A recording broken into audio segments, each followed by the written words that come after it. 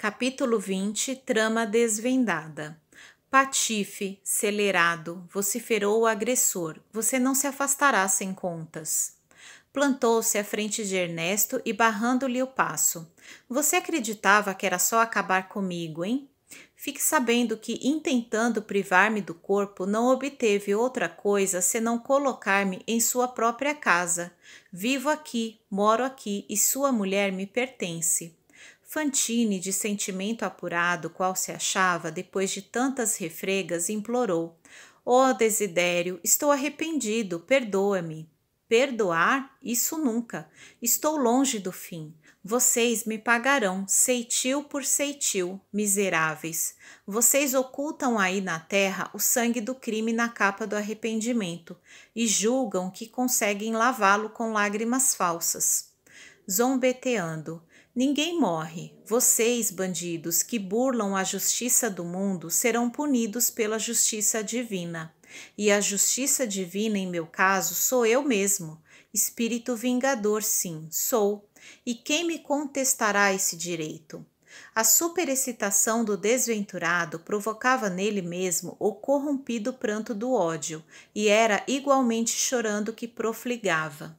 Cretinos, delinquentes, perdi a existência, meu lar, minha esposa, minha filha, e vocês esperam de mim um prêmio à crueldade com que me aniquilaram?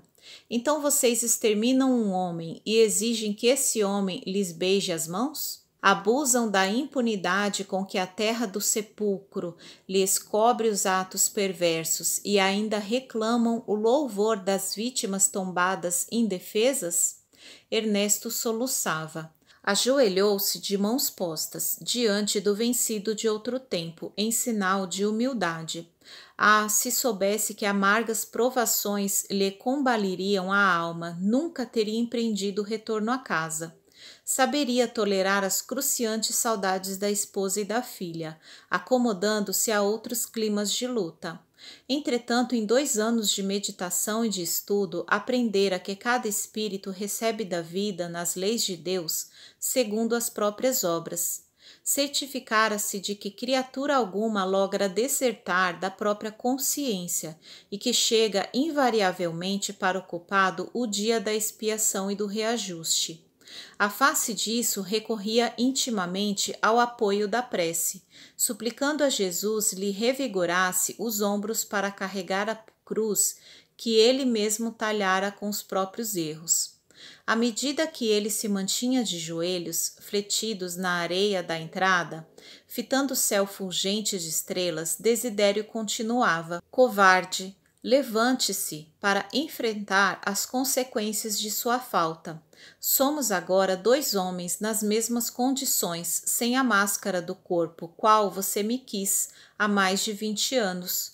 Onde estão agora sua prosápia, seu sorriso de mentira, sua arma frouxa? Oh, Desidério, eu não sabia. Pois saiba, canalha matador, que estou vivo. Sim, sei, gemeu Fantine com estertoroso esgar.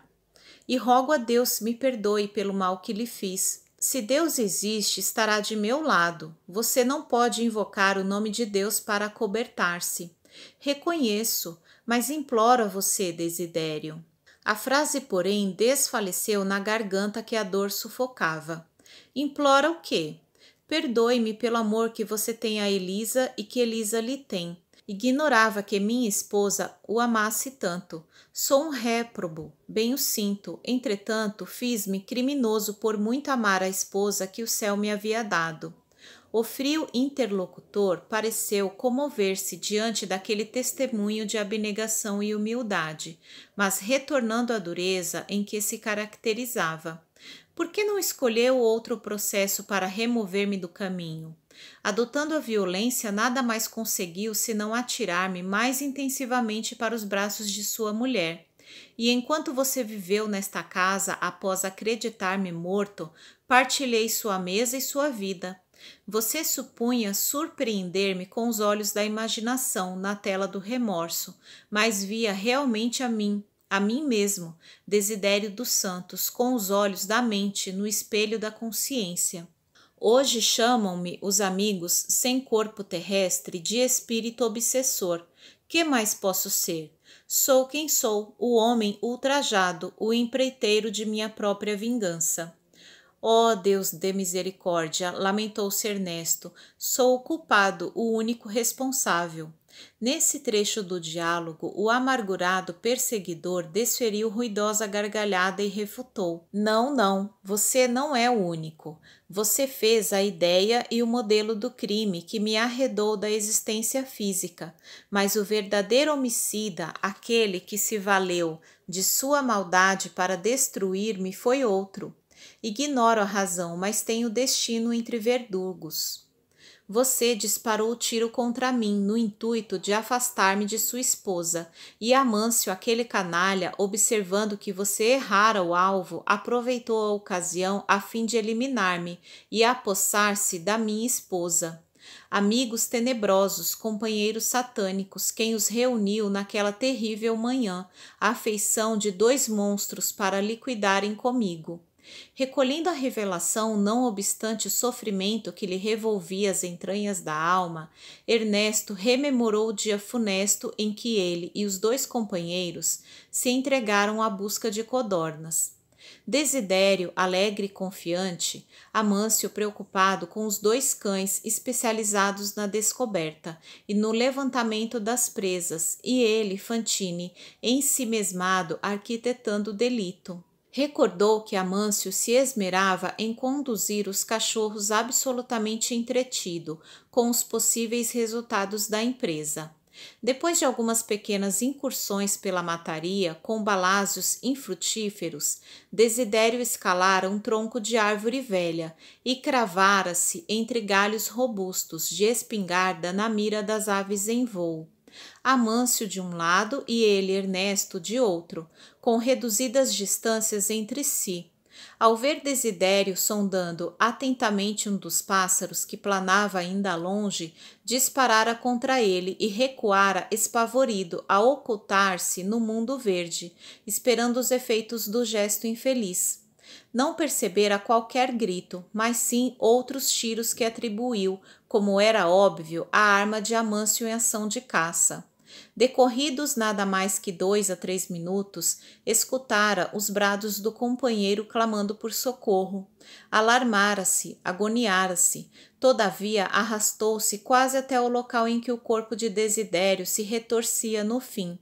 Transtornado, não conseguia mentalizar coisa alguma que não fosse o próprio terror diante do erro cometido e por isso aceitou com alívio a versão imediata do amigo que anunciava em alta voz: acidente horrível, acidente horrível. Acidente. Não era aquela suposição ideal para inocentar-se? O parceiro caçador dirigiu-lhe estranho olhar, como quem o responsabilizava sem palavras pela ocorrência, ao mesmo tempo que lhe propiciava mostras de compreensão e simpatia. De chofre, lembrou-se de como a chumbada lograra penetrar sob a mandíbula, ganhando a região cerebral, o que lhe causara enorme estranheza. No entanto, as circunstâncias não lhe permitiam quaisquer averiguações. Aprovara a confusão que o favorecia e como que suavizara a dor da própria consciência, ao ver que populares amigos compareciam junto dele, em pequenos grupos, admitindo a tese de desastre casual para o calamitoso acontecimento. Omitira deliberadamente todas as dúvidas suscetíveis de impeli-lo à confissão do próprio delito.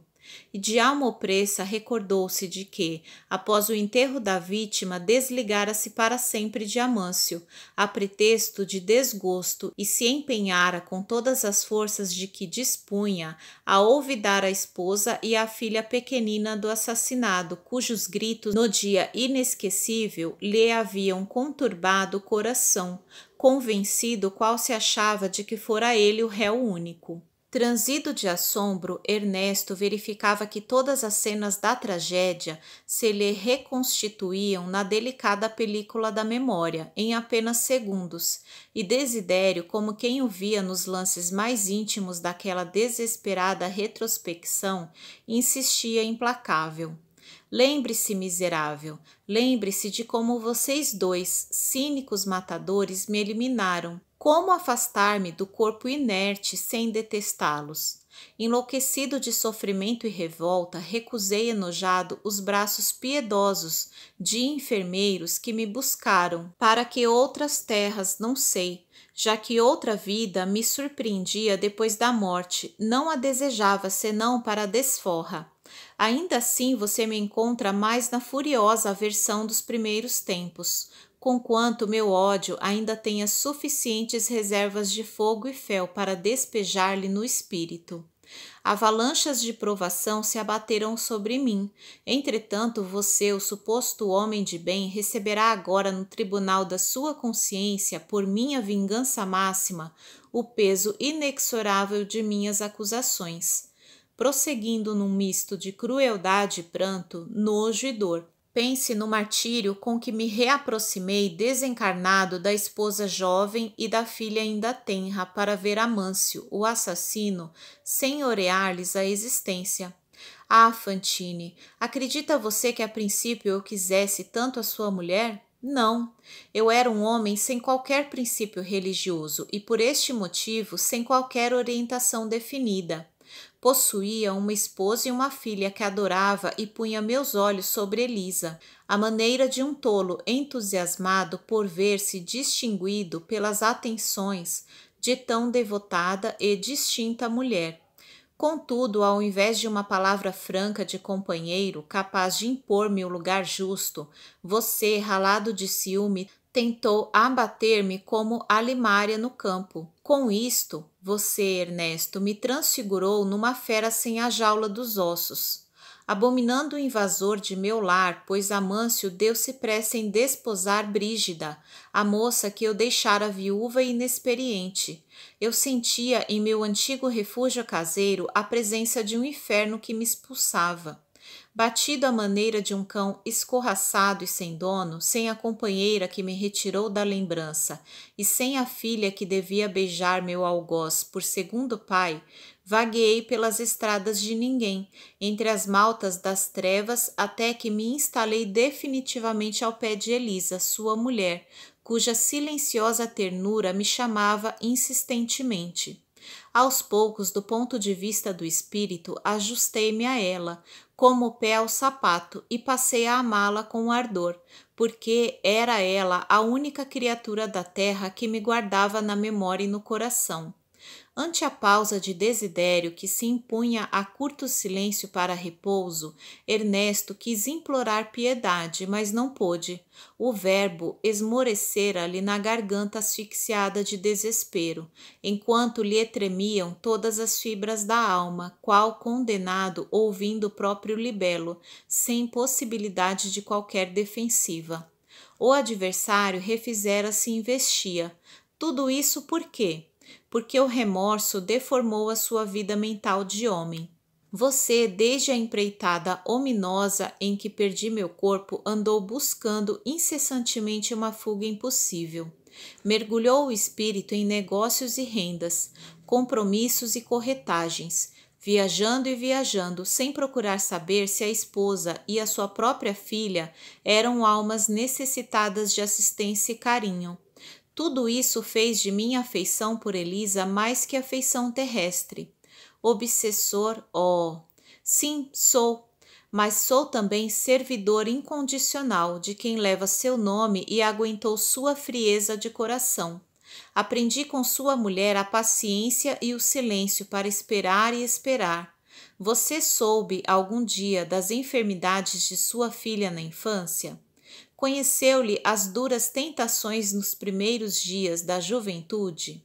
Sabe que rapazes insensíveis lhe abusaram da confiança? Por acaso enxergou alguma vez as lágrimas ardentes que lhe queimaram o rosto depois dos pontapés daqueles mesmos jovens desalmados que lhe prometiam lealdade e ternura? Ah, Fantine, Fantine, você nunca desceu a faixa de suplícios do seu mundo doméstico, mas eu sei que calvários foram transpostos pela mulher, que envelheceu gemendo, e pela outra que se desenvolveu chorando. A que títulos retornou a esta casa? Colher um amor que não plantou? pedir contas? Ernesto, quebrado de aflição ante o libelo doloroso, conseguiu balbuciar. Ó Desidério, compreendo agora. Perdoe-me. O antagonista, cada vez mais excitado pelo martírio moral que patenteava em cada frase, retomou o ímpeto. Padeci por sua filha e pela outra, a pequenina que a morte me constrangera a largar.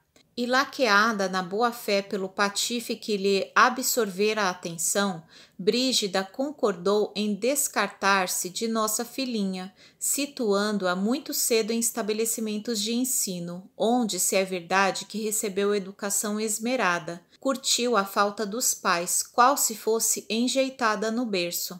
O que sofri, Fantine, o que sofri! Entretanto, minhas agonias não pararam nesses cuidados. Minha infortunada filha, que cresceu triste e moralmente quase desamparada, à míngua da assistência paternal que você e Amâncio lhe furtaram, encontrou a morte, há precisamente 2 anos. Impelida pelo padrasto, interessado em livrar-se da responsabilidade de tê-la em custódia, casou-se muito cedo com um celerado que lhe destruiu todos os sonhos. Oh, como trabalhei para evitar-lhe a comunhão com esse homem covarde! Caminhava incessantemente entre os seus e os meus, esmagado de desespero, dedicando-me a conjurar a tragédia que afinal se consumou. Quando fui vê-la morta junto de companheiros desencarnados tão sofredores e tão desvalidos quanto eu mesmo, ajoelhei diante do corpo imóvel que ainda lhe conservava o derradeiro sorriso e jurei que me vingaria dos 3 mascarados que a rodeavam, Amâncio o matador, Brígida a ingrata e o detestado genro, cuja presença me enoja. Em lágrimas roguei a Deus a graça de ver minha filha libertada do sofrimento físico, a felicidade de ouvir-lhe a voz. Entretanto, piedosos enfermeiros espirituais me informaram que ela fora conduzida a estâncias de repouso e que somente me será concedido reencontrá-la quando sanar as chagas de revolta que trago dentro de mim, como se me fosse possível apagar o incêndio de mágoas que me calcina a mente infeliz. Pobre filha, desposou um criminoso, qual se devesse compartilhar o meu destino de espírito extraviado. Ah, como extinguir as labaredas da inconformação que me devora? Impossível. Ernesto soluçava, dando a ideia de quem se propusesse despejar de uma só vez todo o fel que suportava na alma ulcerada sobre o desditoso amigo. Desidério prosseguiu. Mas é preciso que você saiba ainda.